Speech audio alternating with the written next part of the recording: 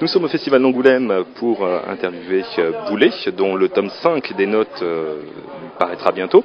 Donc nous sommes avec vous pour discuter justement de ce dernier tome. Pour ceux qui ne connaissent pas encore ces recueils d'histoires personnelles, nous pouvons dire que vous y laissez libre cours tout autant à votre imagination qu'à une certaine recherche en matière de style, de dessin. Cela fait 5 tomes maintenant. Avez-vous l'impression de toucher peut-être un peu à vos limites ? Alors déjà les tomes ont un décalage par rapport à la production du blog, c'est-à-dire que le tome 5 correspond à l'année, si je me souviens bien, 2009-2010, non 2008-2009 même.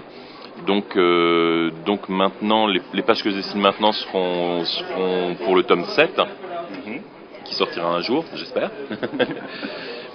Et donc les limites, c'est difficile à dire parce que disons que les notes sont plus des billets d'humeur, le reflet d'une humeur du moment. Et ce qui fait qu'on s'arrête jamais d'avoir des humeurs. Donc a priori toucher les limites elles seraient plutôt pas graphiques ou alors dans les thèmes abordés. Il peut y avoir une redondance et effectivement par moment je sens qu'il y a des thèmes qui reviennent souvent ou des histoires. Bon, j'ai déjà fait un peu la même, mais ça m'arrive quelquefois de me complaire dans des choses un peu déjà faites, mais du genre parce qu'elles ont été faites il y a longtemps. Genre, ça je l'ai fait il y a 4 ans, bon allez, je peux en refaire une sur le même thème, c'est pas un problème. Parce que c'est vrai, la seule borne de ces notes, ou tout du moins le seul élément stable, nous allons dire, c'est vraiment l'autofiction. Parce qu'en matière de dessin, d'une page à l'autre, d'une histoire à l'autre, on peut avoir droit à tous les types de dessins, d'un dessin qui a été fait très rapidement sur un cahier ou un style très manga. Là, il y a une très grande variété. D'ailleurs, c'est peut-être un peu déconcertant pour certains des lecteurs qui n'ont pas l'habitude de vous lire. À la base, le blog, c'était effectivement un laboratoire, c'est-à-dire un moyen d'essayer plein de nouvelles choses. Alors que sur un album, on va être contraint de conserver plus ou moins le même style graphique de la première page à la dernière page, sur un blog, on peut se permettre, vu que c'est des histoires très courtes, de changer complètement de style d'une page à l'autre. Après, le fait de changer de style régulièrement, c'est un exercice qui en lui-même est assez difficile, parce que à chaque fois, il faut se reposer la question, savoir si on va y arriver, globalement, les notes sont quand même dessinées un peu toujours dans le même style, c'est-à-dire du stylo noir sur feuille blanche. Donc c'est pas non plus, je pars pas non plus dans des médiums extraordinaires à chaque note. Je m'amuse pas à faire de la gravure sur lino et la fois d'après de la taille de pierre. Globalement, ça reste du dessin. Quelquefois, effectivement, je fais de la peinture numérique ou je change de stylo, mais ça reste quand même gérable. Et j'ai perdu le début de la question en fait. Ce n'est pas grave, c'était justement de dire qu'en fait peut-être le seul piège dans ces notes, ça peut être un piège, c'est vraiment celui de tout le temps de l'autofiction. Et justement pour poursuivre un peu ce que vous disiez là, autre aspect peut-être de la question, l'impression quand on lit vos notes, c'est qu'il y a un chemin direct de votre imagination au dessin. C'est quelque chose qui vient immédiatement, très rapidement, voilà. Oui, alors les notes effectivement sont toujours écrites sur le mode de l'autofiction et sont toujours improvisées, c'est-à-dire il n'y a pas de recherche de scénario écrit à l'avance et puis fait sous forme de brouillon. C'est vraiment, je prends une feuille, je commence en haut à gauche et je termine en bas à droite. C'est pour garder cette immédiateté, et en même temps l'autofiction permet le fait de, c'est même parfois de la fiction complète, c'est-à-dire le fait de se prendre comme personnage me classe automatiquement dans le genre autofiction, mais finalement le personnage du blog au bout d'un moment a été tellement employé pour parler de choses et d'autres qu'il devient un personnage à part entière. C'est-à-dire que moi il y a vraiment beaucoup de pages où je me reconnais absolument pas dans ce personnage en tant qu'individu, j'entends, c'est-à-dire en tant qu'auteur. Je joue un rôle. Le personnage est devenu un acteur qui peut incarner n'importe quel personnage, mais c'est plus, pour moi, il me représente plus personnellement moi dans les notes.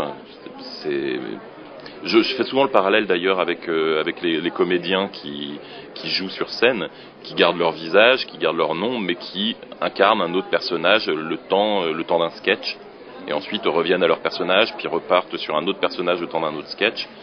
Pour moi, le blog, c'est un peu ça, c'est-à-dire la tête reste la même, mais les histoires changent. pour illustrer un peu votre propos, justement, je fais référence là à un sketch qui était dans le tome 3, c'était celui de votre 32e anniversaire. Finalement, ça touche moins à votre histoire personnelle, mais ça touche à quelque chose qui est peut-être un peu plus universel. Mais effectivement, le but c'est d'arriver. Le blog, en fait, la forme autofictionnelle, elle vient des origines du blog.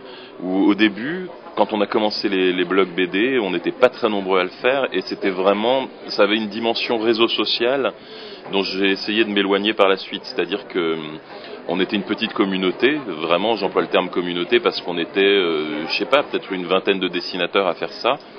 Pour la plupart pas connus, c'est-à-dire n'ayant jamais travaillé dans l'édition ou très peu travaillé dans l'édition. Moi j'avais fait quelques albums, et ce qui faisait de moi un vieux routard de la BD, alors que bon, j'avais fait quelques albums, quoi. Et on s'en servait pour discuter les uns avec les autres, on se répondait les uns aux autres, on allait poster des notes chez les autres, et on se faisait des systèmes de liens, etc. Cette dimension réseau social, dès le moment où il y a eu plus de lecteurs qui ont commencé à s'intéresser, elle a disparu. C'est-à-dire on n'était plus entre nous, on s'adressait vraiment à un public, à des lecteurs, ce qui a été très déconcertant au début, parce qu'on avait l'habitude de raconter nos petites histoires entre nous, puis tout à coup il y avait des gens qui disaient non mais racontez un truc intéressant. Ah oui, on va le faire. Bougez pas, attendez, j'ai une histoire. Et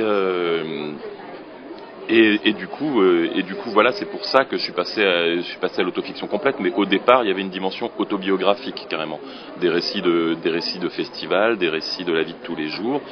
Et maintenant, comme vous dites, pour l'anniversaire par exemple, l'idée n'était pas de raconter mon anniversaire, en gros, mais c'était de raconter comment, quand on a la trentaine passée, chacun peut avoir des doutes, l'impression que c'est passé vite, essayer d'illustrer quelque chose de plus universel.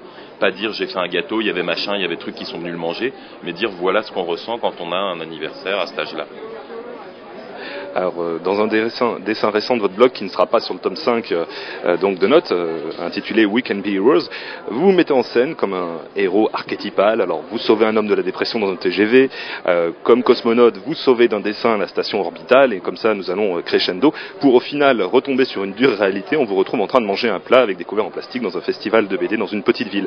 Alors, c'est vrai qu'au-delà de l'autodérision, par exemple, parce qu'avec ce dessin, voyez-vous les auteurs de BD comme des héros de notre époque, des héros méconnus, trop mal considérés, ou bien au contraire, ce que vous voulez dire, bon voilà, les dessinateurs, la BD, c'est vrai que c'est quelque chose d'important, c'est intéressant, mais ne nous prenons pas trop au sérieux, ce serait dommage. Oui, non, ça serait plutôt ça. En fait, cette BD, elle vient, il y a eu deux pages comme ça qui viennent d'une discussion que j'ai eue avec une jeune médecin qui fait un blog, elle aussi, et donc qui raconte ses chroniques de vie en tant que jeune généraliste. Et on a discuté assez longuement, et il y a eu comme ça un passage, une bande dessinée où elle me demandait d'où venait la vocation de dessinateur, et j'avais fait le récit de comment mes premiers souvenirs de dessin à l'école. Et ensuite elle me parlait, et elle avait l'air d'avoir une vision très glamour du milieu de la BD, c'est-à-dire elle me disait mais enfin toi tu fais quand même un métier artistique, c'est vachement bien, puis ça marche, etc. Elle est médecin, et je veux dire, elle sauve des gens, elle les aide quand ils sont malades, elle va peut-être empêcher des gens de mourir, même si elle le voit pas directement. C'est-à-dire que généraliste, on réanime pas non plus les gens en leur plantant des seringues dans le cœur, mais quand même, quoi, on sauve des vies indirectement. Et moi, j'étais dessinateur, et elle me racontait ça. Et j'ai pris l'image en lui disant mais toi ça a déjà dû t'arriver où quelqu'un fait un malaise dans un train et quelqu'un dit au micro y a-t-il un médecin dans le train, et où là il y a le médecin qui se lève royal et qui traverse les allées, et tout le monde le regarde en disant waouh et je disais nous quand on est dessinateur il n'y a jamais un moment dans la vie où quelqu'un va dire y a-t-il un dessinateur dans la salle, et voilà, on n'a pas des métiers aussi héroïques que ça. Donc pour moi il était surtout question d'illustrer ce contraste qu'il peut y avoir entre le glamour apparent de ces métiers-là et la réalité froide qui est, on est chez nous, on dessine devant une table, et puis après quand on va dans des festivals, on est souvent dans des salles des fêtes à manger de la purée dans des assiettes en plastique. Et moi j'adore ce métier, j'en changerais pas pour rien au monde, mais il y a quand même une illusion de strass et de grandeur qui est pas du tout justifiée.